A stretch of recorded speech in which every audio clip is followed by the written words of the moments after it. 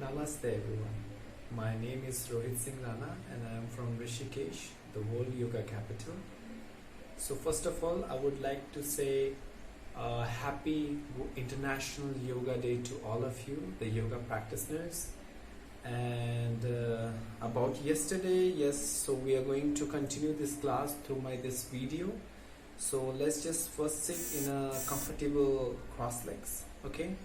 And we'll start the class with a prayer. So just sit down in a simple cross leg, joint your both palms in front of your chest and close your eyes.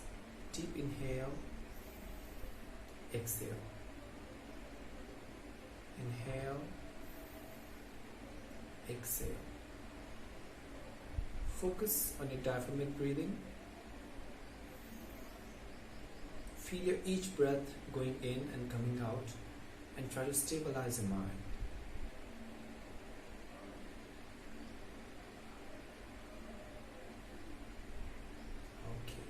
Now we're going to chant the Patanjali invocation. Just repeat after me. Yogena Chittasya Padena Vacham Malam Sharirasya Chavaitakena Yopakarottam Pravaram Munina Patanjalim Pranjaliranatoshme Abhau Purushakaram Shankhachakra Asidharinam Sahasra Shirisham Shvetam Pranamami Patanjalim Hare Om. Inhale. And as you exhale, drop your head towards the palm. And pray to the God to give you strength for this class. And now slowly lift your head up and drop your both palms. Generate the heat, generate the energy. And now apply this energy to your face. And now slowly and gently open your eyes with a beautiful smile on your face. Okay, Ji. So yesterday we started the topic, the history of yoga. So let's get started from the beginning again. So as we discussed before, what yoga is, who was the creator of yoga? So it's been said that in the sculptures that Lord Shiva was the founder of yoga. In the terms of yoga, we don't call Shiva as a Lord. We consider Lord Shiva as Adi Yogi. Adi Yogi means the first yogi. Adi means first and the yogi. So yoga was a secret knowledge. Yoga was before, in the ancient time, was not for everyone. It was because yoga is a lifestyle. It is a process. If a person go through this process very deeply, so that person can get liberated from this life circle. In this life circle, we make the karma, we die, we born again, and we do have to repeat this circle.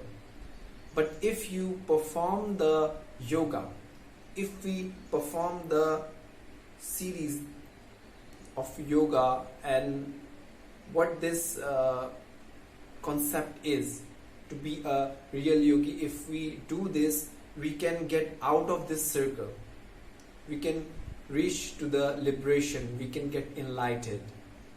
But if everyone becomes like that, so there will be no life. People will live for thousands of years.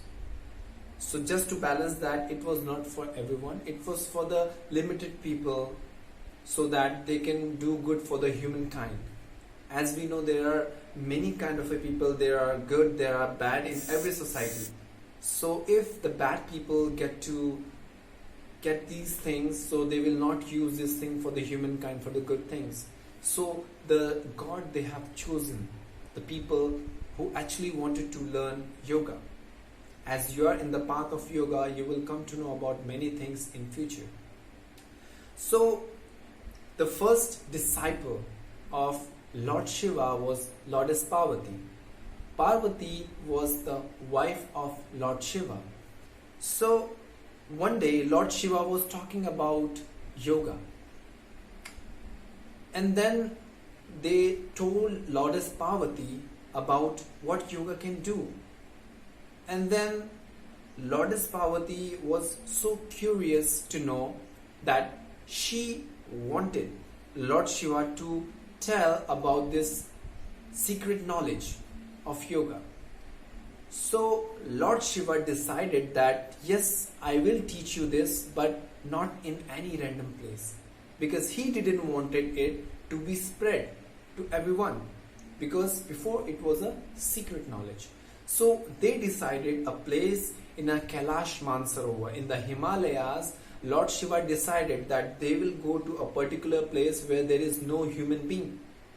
So they were sitting near to a lake, and then Lord Shiva was giving the knowledge to Lourdes Parvati.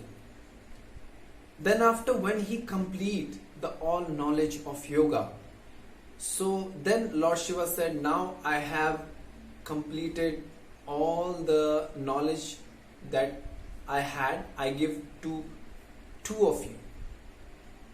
Lourdes Parvati was so amazed. She was confused actually. She asked that there is only one person, there is only me, there is no one else.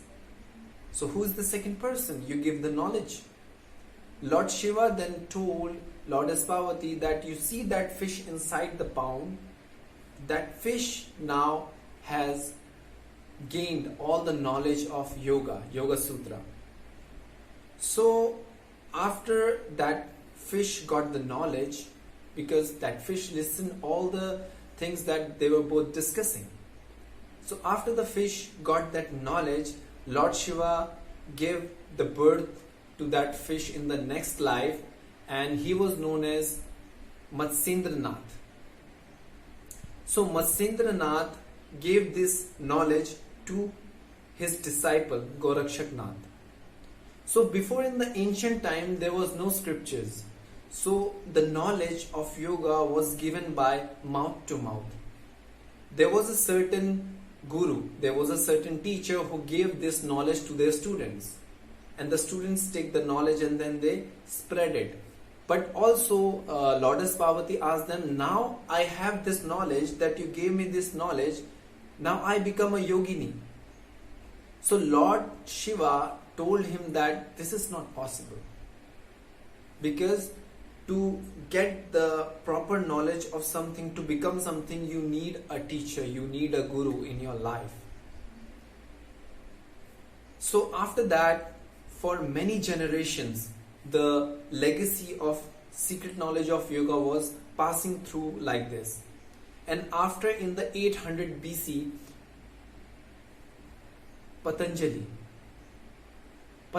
wrote down all the Yoga Sutras together. And he also wrote about Ayurveda, but the scripture of Yoga Sutra got really famous, and people get to know about yoga by that. So what yoga really do for us, right? So yoga basically what do for us is it gives the balance. It gives the balance to our life, emotional, psychic. It balances everything inside our body when we perform the yoga. Okay. So as we talk about yoga, so there are many thoughts in people's mind, right? So if I ask you that what yoga is for you. I think the first thing will come in your mind will be a typical posture, right? A person is doing a handstand, or a person is pulling his leg and putting it over his neck and standing on his palms. But to be honest, that is just a part of yoga. That is just an asana. Okay? Maybe before your philosophy teacher already told you about the 8 limbs of yoga. So, yama, niyama, asana. Why asana people focusing more on the asanas? See, the basic concept behind asana is whenever we we take an example like for us the human psychology. Okay, so the human psychology says we believe in the things, we get connected with the things when we do it practically, right? So when we are performing the things practically, we get connected to the things very easily. So this is why yoga asana is being presented first, so that you perform the asana, and while performing the asana you get into that asana, you become more focused, you become more aware, you know about your breathing. So this is the first step of yoga, right? Okay, so now let's move on to the next session. Okay, so now the next question comes is, how do we do yoga? Right? Many people think that this is very difficult. How do we start yoga? We don't have much time. So see, it is not necessary to do so many fancy poses, take so much sweat out, do some energetic yoga. No. We can start the yoga with the very basic things which are called joint movements. So the joint movements actually helps you to lubricate your joints. As we see, many of us have iron tools in our home, right? So what you see, if we don't use that iron tool for years, it gets rust, right? So our joint of the bodies are also the same. If we don't use them for a long period of time, they might get rust. You have seen that some people have a knee pain, right? They feel so much pain, they're not doing exercise. Or take example, if you are sitting in an office, every time you're just on your laptop, you're doing work 8 hours, right? And most of us, you have shoulder pain, neck pain, and then your back pain. It is all because of we are not perfectly using all the joints of our body. If we do practice them every day, so we will not have any kind of pain, right? Yes. And then second, it comes the Surya Namaskara, the sun salutation. So if you perform sun salutation and the joint movements, you can easily get to know, you can easily make yourself more flexible and more healthy. See, also there is one concept, like we talk about flexibility. So through the flexibility, another thing came in my mind, that most of the people, when we talk to them, they say that yoga is not for me because I'm not a flexible person. So this is also a misconception in people's mind nowadays, that yoga is for the flexible people. But to be honest, yoga brings a flexibility in your body as well as in your mind, in your thoughts. Okay, so the next question is, what is the meaning of yoga? So you will get the answer. Yoga means the union. Yoga means oneness. And if we ask people about what is the concept of oneness, what is the concept of union, so most of the people says the union of body, mind and soul. Yes, it is right. It is a mixture of body, mind and soul. We have to connect three things together so that we perform the asana. But in the concept of mind, we have two minds, right? So if we take an example, I'll ask you, okay, not to think about an apple. See, now your mind created an image of apple. So here what we have to do is, we don't have to be the puppet of our mind. Many of the people are so tensed in their life, they think that, oh my God, I cannot do this, I cannot do that. Rather than saying that, you have to command your mind. Give work to your mind. You don't have to be puppet. Okay, you have to separate your mind. You don't have to be connected to your mind. You have to separate from that mind which is controlling you, not the mind which you will control, right? So as you have seen that many times, you are trying to do some work, but your mind is taking you somewhere else. So we are talking about that mind. Okay, so that mind is called, that made you a puppet, right? So we have to take out that mind which is trying to control us. But the actual work of our mind is to fulfill the things what we want, not what he wants we do, right? You give your command to your mind, like, okay, this is the problem, now give me a solution. Talk to yourself. This is how you can build up to make your mind strong, to make yourself strong, to rule your mind, right? Okay, so this is what the definition of yoga is: union but separation of mind.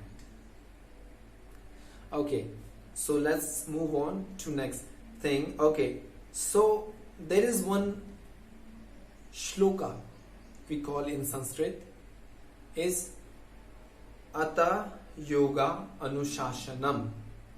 You can repeat with me: Yoga, Ata Yoga Anushashanam.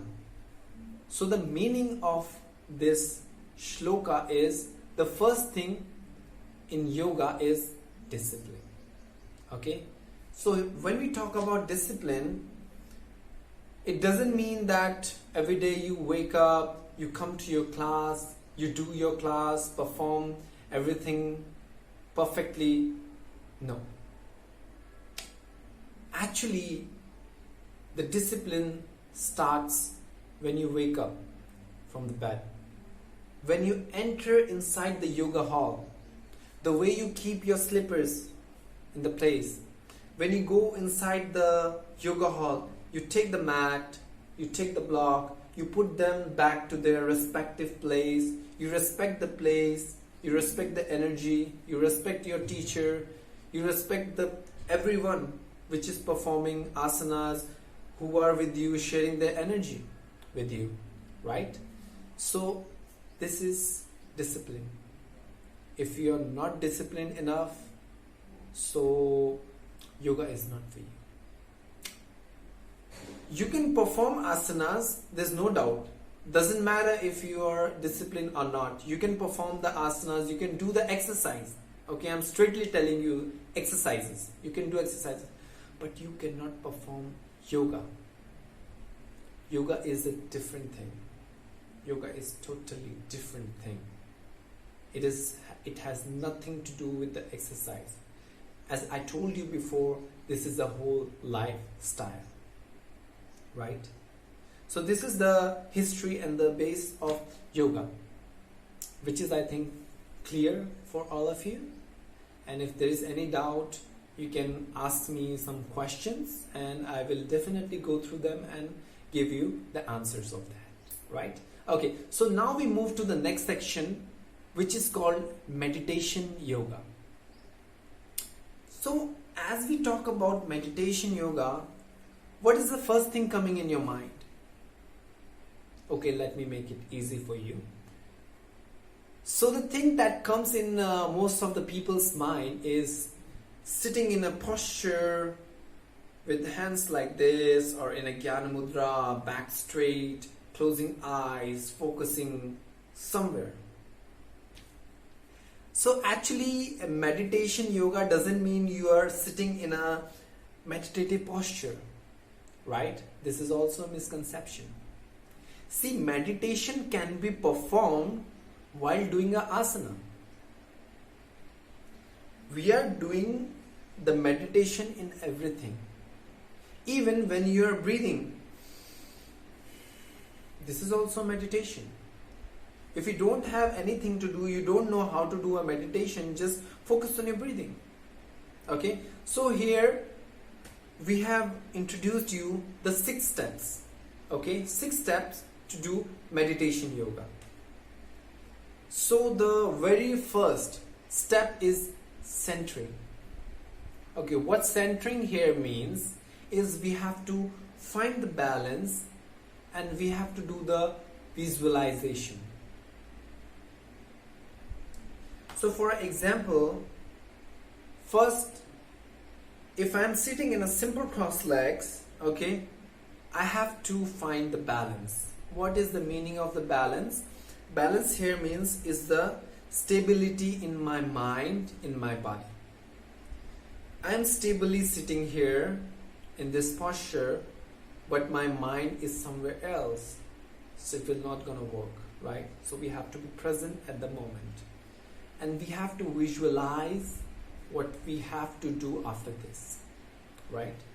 So stable and visualize. Step 2 is entering. Okay, entering in a certain posture. So for an example, let's start from the beginning, centering. Okay, so this is a posture called Dandasana. Okay, in Dandasana, my back is straight, my feet are even straight, and my toes are pointed inwards. Okay, so now from the centering, I am going to perform Paschimottanasana. Paschimottanasana, extended forward bending posture. Okay, so first I will balance myself here. Okay, after balancing, what I have to do, I have to visualize that how I will go forward, what things I will do. So I will prepare this thing in my mind that okay, I will raise my both arms up, I will stretch my thoracic up, and then slowly I will bend forward, right, and grab my big toes. Got it? So this is the visualization. Second is entering slowly to the posture. Okay, entering. Second step is entering to the posture slowly. Okay, and think of the posture. See, now I will enter inside the posture. So this is how we raise our both hands up, and slowly you have to exhale just to normalize your breath. Okay, no need to be no need to do any ujjayi breathing or something like that, just slow breathing. Now as I have reached here, okay, what I will do, slowly I will inhale. Yes, and now I have reached the posture. Good. Now the third step comes is correction, right? So in correction, we have to see the adjustment of our body. So suppose that my back is hunched. Now what I have to do? I have to straighten my back and I have to lean more forward. I have to lift my elbows up. So the correction in the posture, you have to focus on your shoulders, neck and your spine. Okay, how they are working. And then if there is a teacher in the class, that teacher will adjust you. Otherwise, if you are alone, you have to adjust yourself. So now I have adjusted myself. Now I am in the posture. Okay, now I am observing. Now let's just stay in this posture for a while and close your eyes.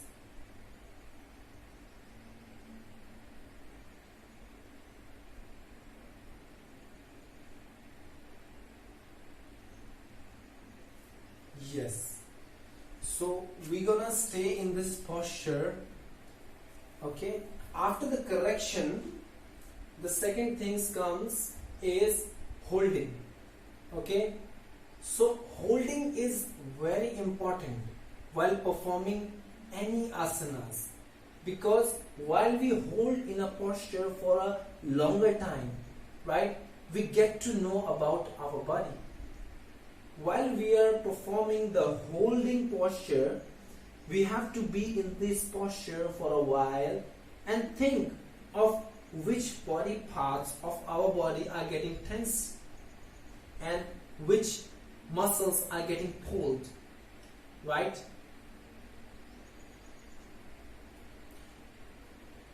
Stay here. Also, at the same time, the body parts which are not engaging during this asana, you have to keep them relaxed and focus only on the body parts which are getting the tension.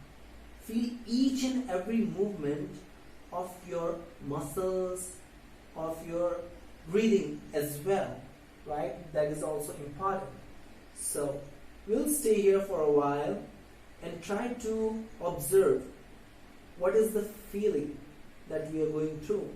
What are the things which we are getting the tension, the muscles we are getting the tension on.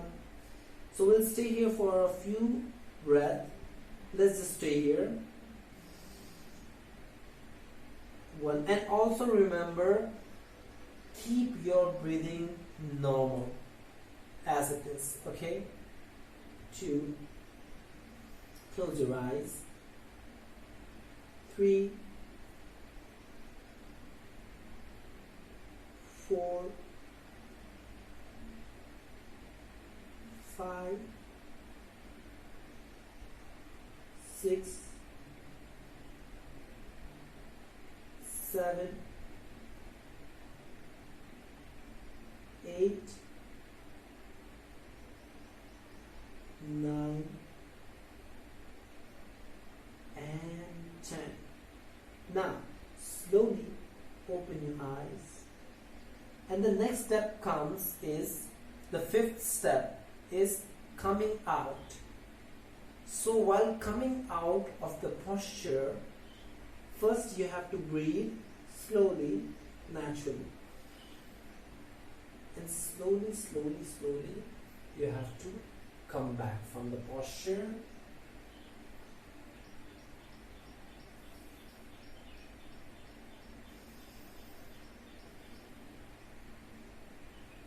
Okay, now the last and the sixth step is reflection. Okay, while coming out of the posture, what you have to see, what you have to focus on is to keep your breathing normal. See, when we talk about meditation, what meditation is, you cannot force yourself to do meditation, right? Meditation is something which happens naturally, which is happening naturally, right? So this is what we are doing is happening naturally. So when we are coming out of the posture and during when we are in a posture, right, we will go with the normal breathing, we will come out with the normal breathing. Why? Because if we do some movement like fast movement, right, so that becomes active, very much active action. So this will not come in meditation yoga, right? So we have to go slowly to the posture with the normal breathing. Stay in the posture with the normal breathing. While staying in the posture, if you feel too much pain in your hamstrings or your knees, and if you have any kind of an injury, you can come back. But slowly you can come back and then try again to go No need to hold for a longer time if you are a beginner. Start with the small steps, like first you start with the 5 breathe, then you go for 8 breathe, and so on. It will continue, right? Sorry.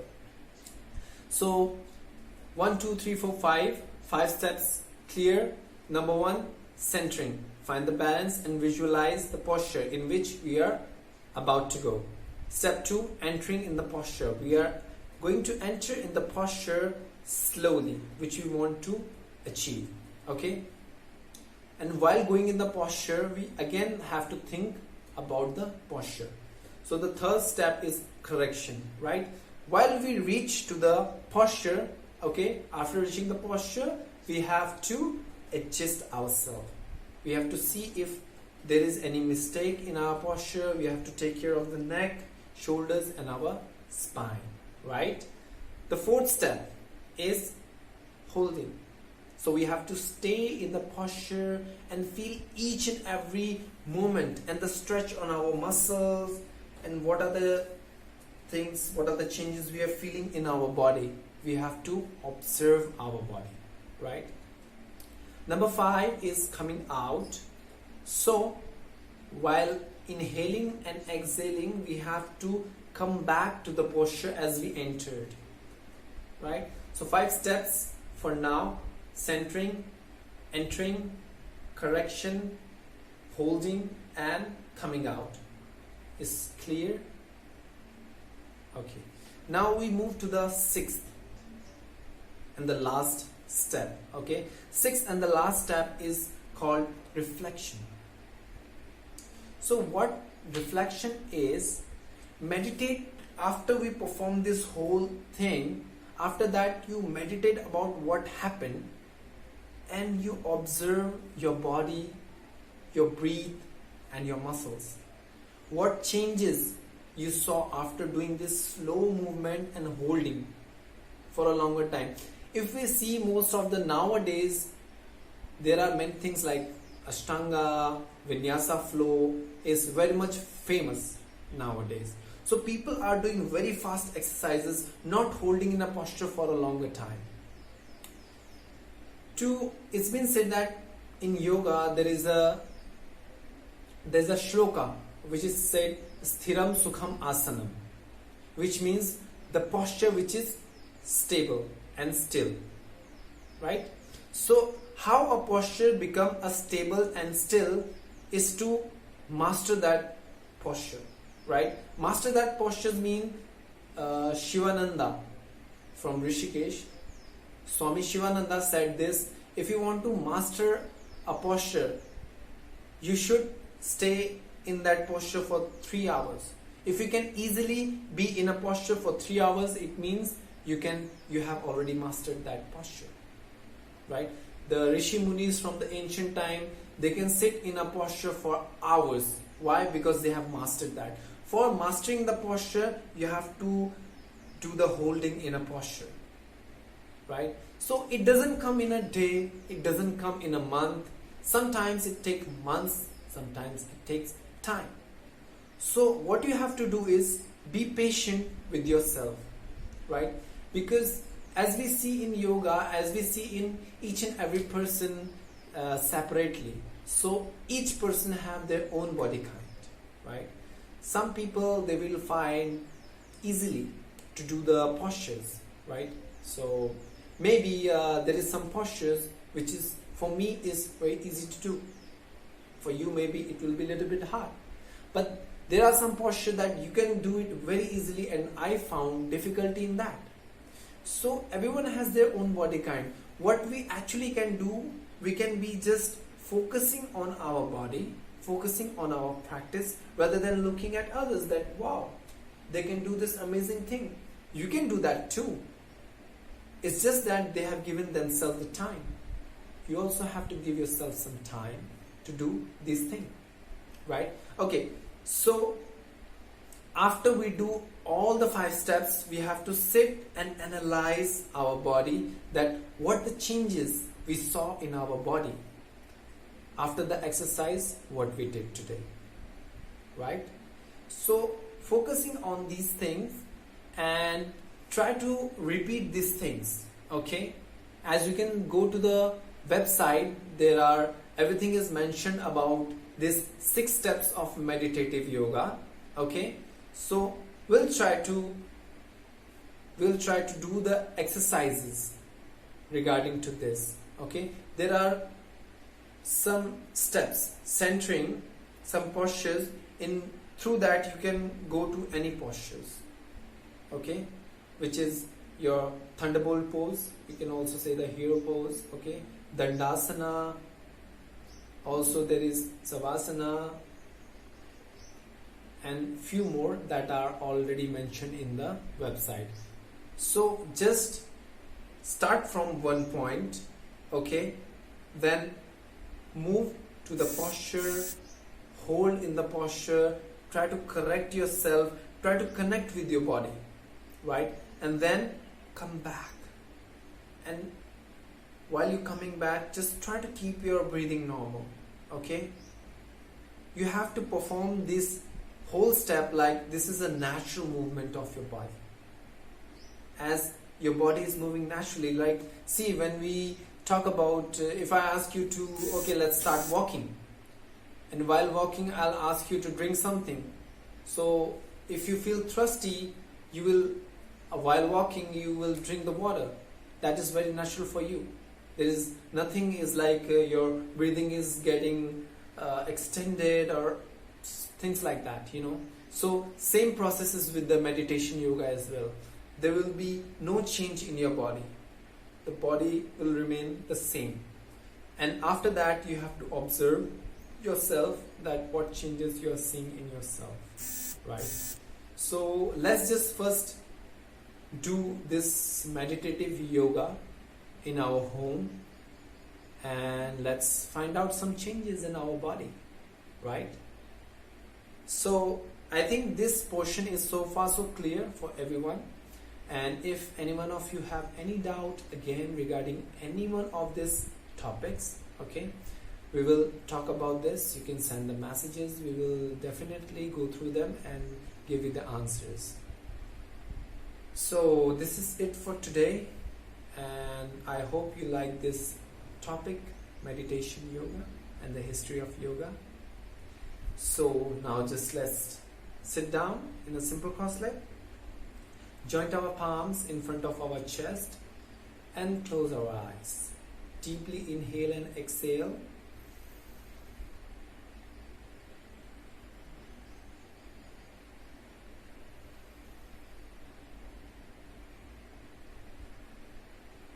Take a deep inhale, exhale, inhale, exhale.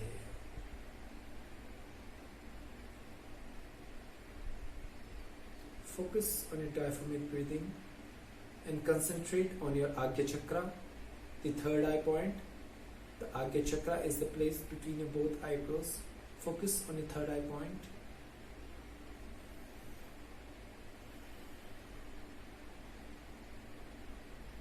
And now we will chant the Shanti Mantra. Repeat after me. Sarve bhavantu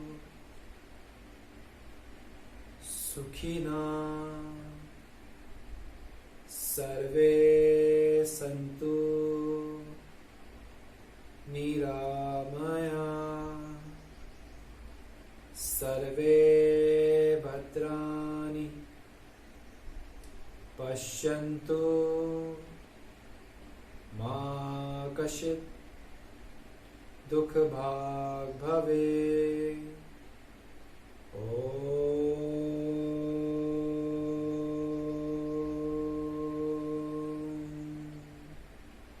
Shanti, Shanti, Shanti.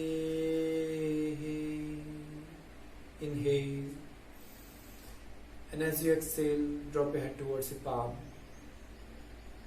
And give thanks to God for giving you strength for today's exercise. Give thanks to yourself, to your body. the energy within. Slowly lift your head up and rub your both palms. Generate the heat, generate the energy.